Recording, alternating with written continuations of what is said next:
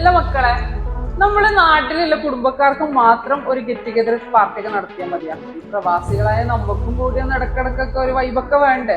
Guys, ഈ video ഒന്ന് rotate ചെയ്യും. ഇനിയാണ് ഫ്ലാഷ്